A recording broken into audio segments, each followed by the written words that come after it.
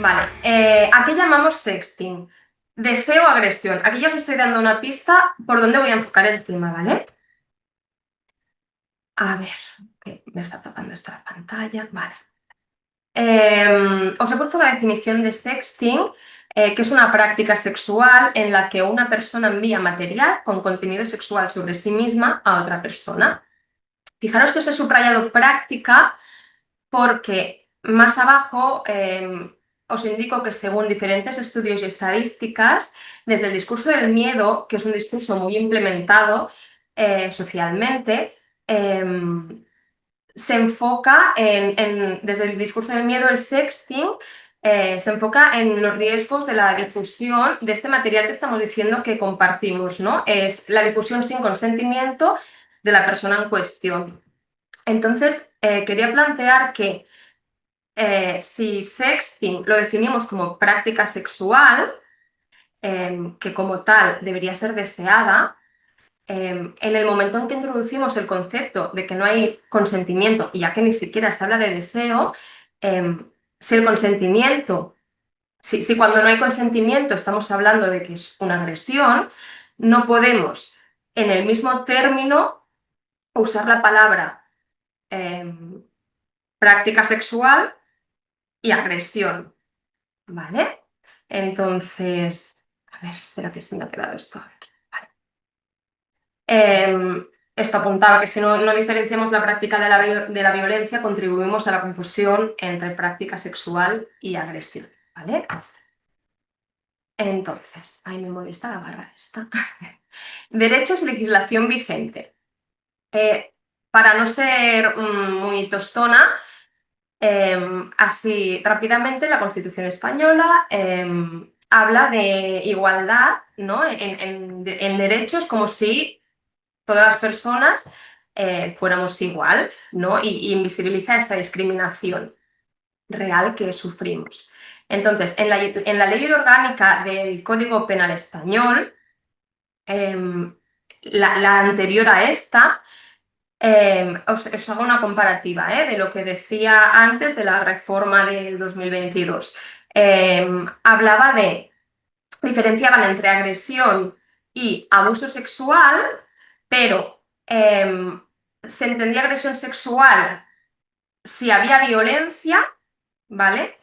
Y abuso sexual si no había consentimiento. Entonces, lo que no quedaba bien definido era el concepto violencia, el concepto consentimiento, ¿no?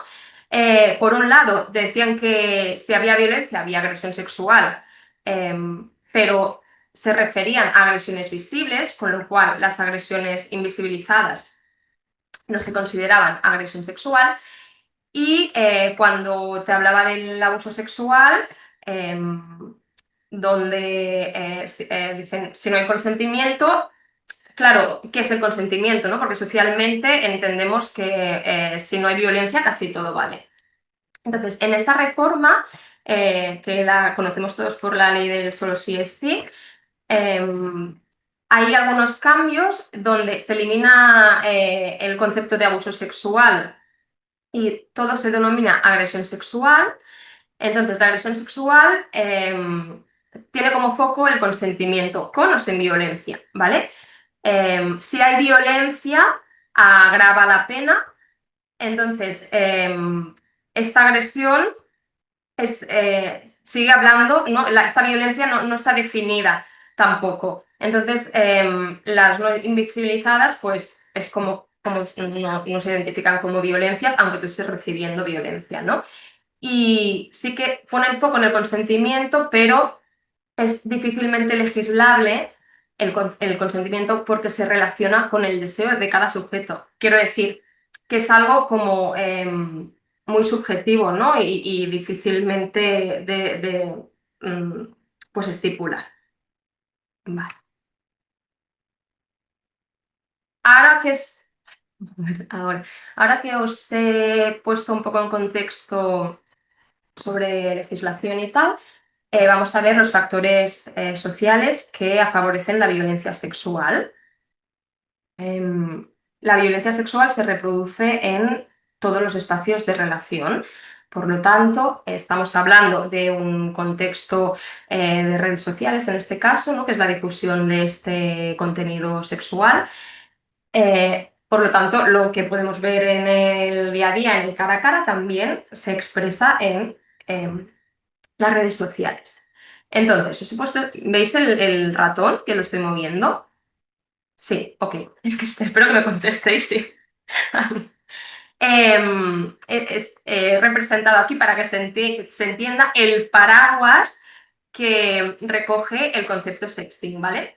Entonces, así el círculo sería el contexto social, que es un sistema cis heteropatriarcal que se sostiene por impunidad, invisibilización y naturalización social, donde el contexto es machista, es heterocéntrico y coitocentrado, eh, que tiene prácticas de violencia machista, y la violencia sexual es un tipo de violencia machista, ¿no? Entonces, el sexting, estamos hablando de que es una violencia sexual, que antes estamos diciendo que, bueno, a ver, que era violencia, que no, porque si nos están difundiendo fotos a priori, eh, no nos están sacando un arma blanca, no, entonces no hay violencia, ¿no?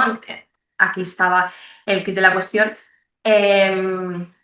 Entonces, en los espacios estos de relación de los que estoy hablando, vemos pues, estos factores que favorecen que se mantenga la violencia sexual, ¿no? Por un lado, la socialización de género, los estereotipos de género, la erotización de la violencia y la salud sexual tabú. Si partimos de que el contexto social es el sistema cis heteropatriarcal,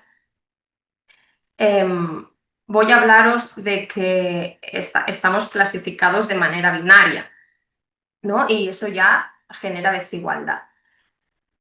Entonces, cuando socializamos y aprendemos a cómo se es un chico, cómo se es una chica, no suelen haber muchas opciones. Ahora parece que hay más referentes, pero bueno, porque al final, si, si queremos salir de esta norma y de este binarismo y vamos a buscar otros referentes, el entorno social se encarga de devolvernos a la norma usando dos términos muy que se escuchan en los pasillos de los institutos, incluso de colegios, ¿no? Que es el puta para ellas y el maricón para ellos.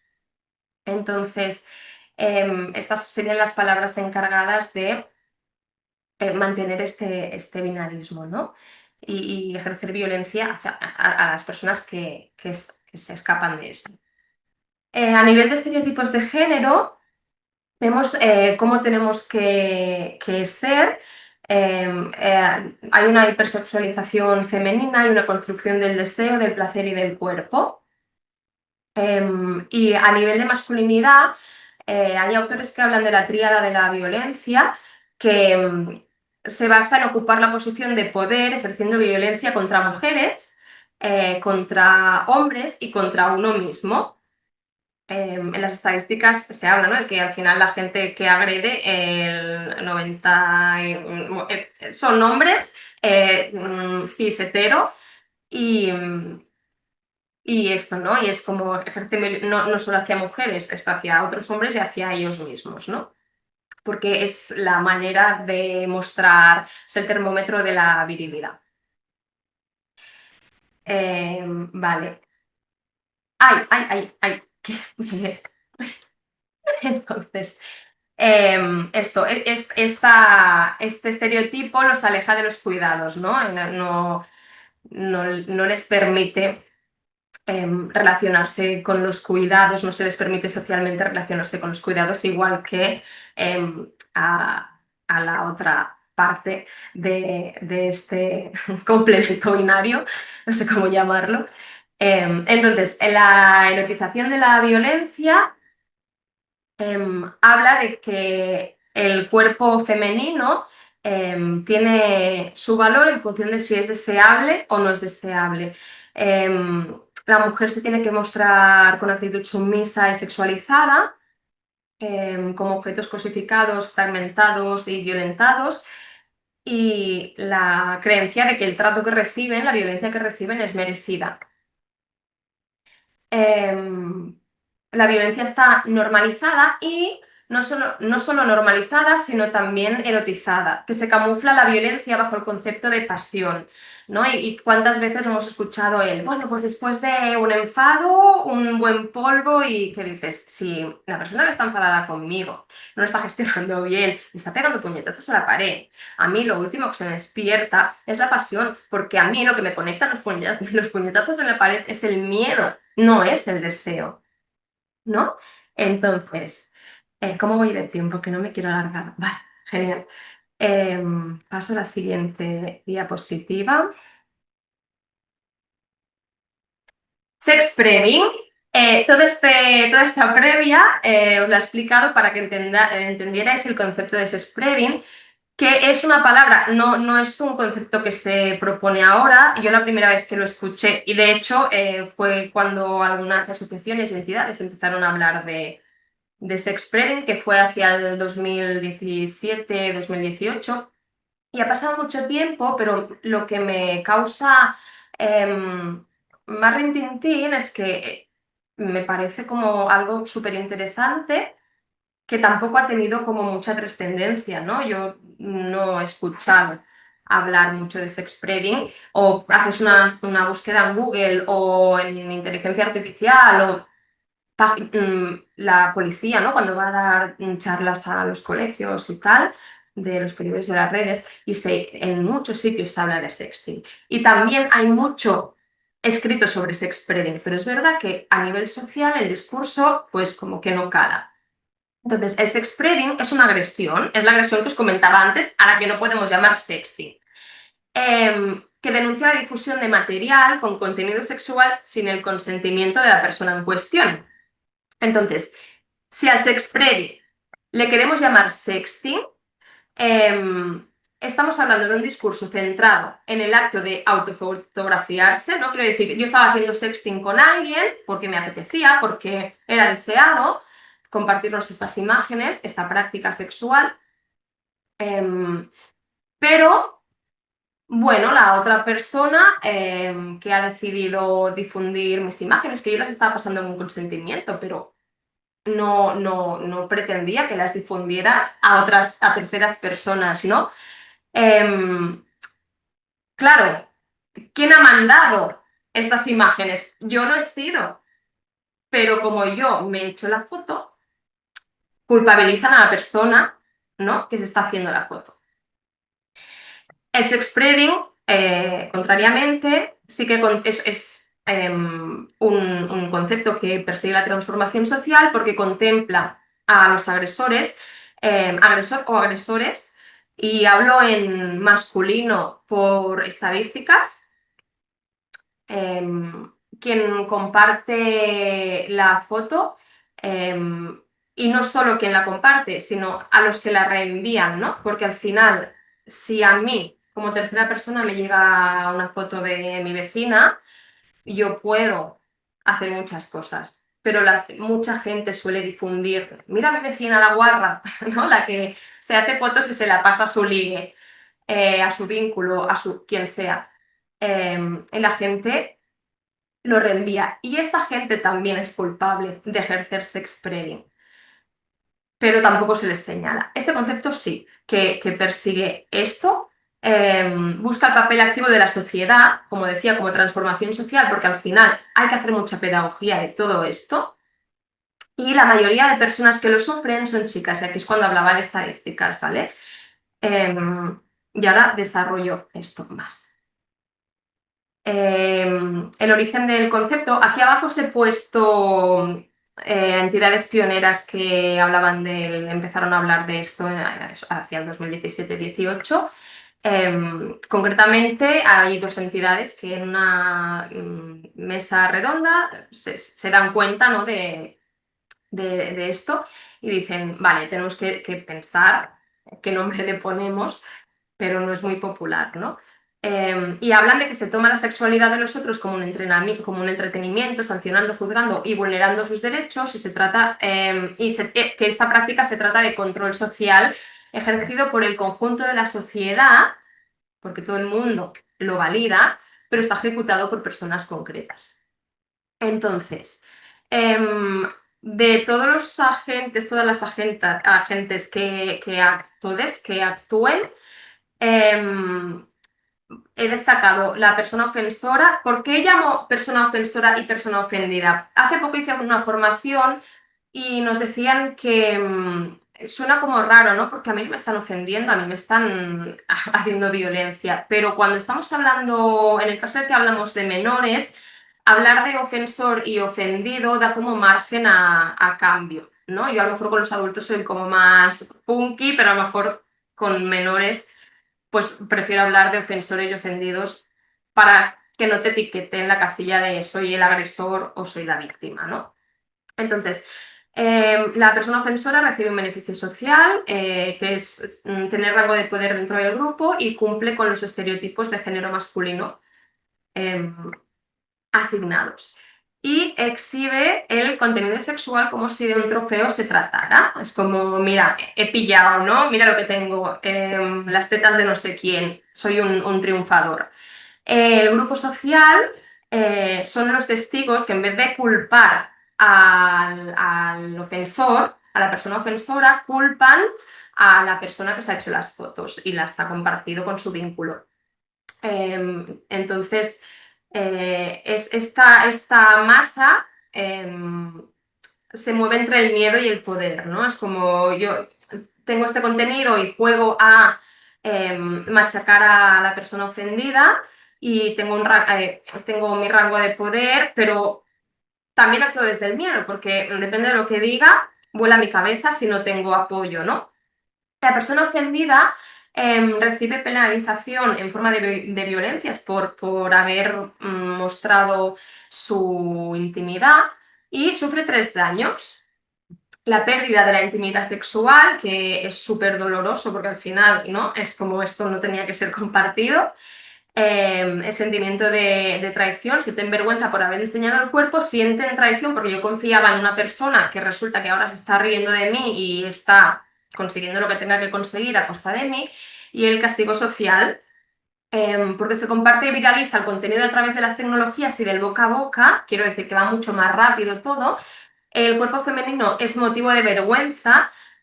El masculino es de orgullo, porque si no las fotopollas, que las vivimos como una agresión, y no hay ningún, no es como la exposición pública de un pene, es, es bien, ¿no?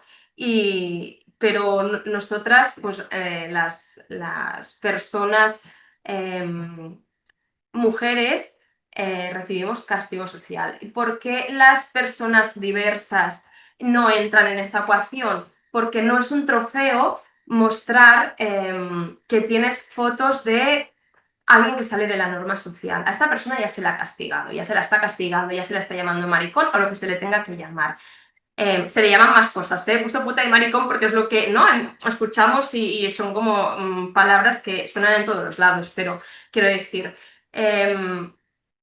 entonces, este castigo social es una herramienta de control social que mantiene esta sexualidad, porque al final lo que se está haciendo visible es que las mujeres tenemos sexualidad, ¿no? Pero si yo te estoy diciendo qué mal lo que has hecho, el grupo mantiene la sexualidad de las mujeres invisibilizada, y si no asumimos que tenemos sexualidad y no conectamos con el propio placer, no ocuparemos nuestra parcela como sujetos de placer, ¿no? Entonces, ¿cómo vamos de tiempo? Vale, perfecta. Y haciendo la posta, ¿eh? Para acabar, os he dejado unas frases que me han encantado de autoras que hablan del sextrading, porque creo que son como muy ilustradoras, ¿no? Entonces, las personas tenemos derecho a poder utilizar las pantallas sin recibir violencia sexual. Todas las personas somos libres de practicar sexting. Es probable que el sexting nos dé miedo, pero debemos preguntarnos qué prácticas no son de riesgo dentro de un contexto de sexualidad masculinizada, machista, patriarcal, heterocéntrica, etc. Más allá de poner en cuestión la práctica, debemos pensar cuáles son las condiciones de posibilidad que se necesitan para que las personas podamos vivir una sexualidad libre, consentida y deseada. El sexting amplía el concepto y el imaginario de sexualidad que está secuestrado por el coito heterosexual. Es decir, se está poniendo el placer y el disfrute en el centro de las relaciones sexuales más allá de una sola práctica concreta. Se está subvirtiendo el estereotipo de feminidad, produciendo un nuevo imaginario a partir del propio cuerpo, a la vez que se apropia del espacio tecnológico que ha sido tradicionalmente relegado a los hombres. Es necesario diferenciar la práctica, la óptica sancionadora de la óptica libre para que no nos condicione a la hora de abordar la prevención. Aquí habla de prevención. Diremos pues que la raíz del cambio radica en la educación. No podemos esperar a tener un caso de sexspreading para intervenir, pues previamente tenemos muchos casos de sociedad machista por trabajar. Entonces, dicho esto, aquí hay mucho trabajo por hacer, pero creo que es una cosita de trabajar día a día, pero me hacía mucha ilusión no entrar tanto en el abordaje pedagógico, sino en replantear como todo este concepto y poder hacer difusión de esto. Y muchísimas gracias por escucharme y por estar aquí.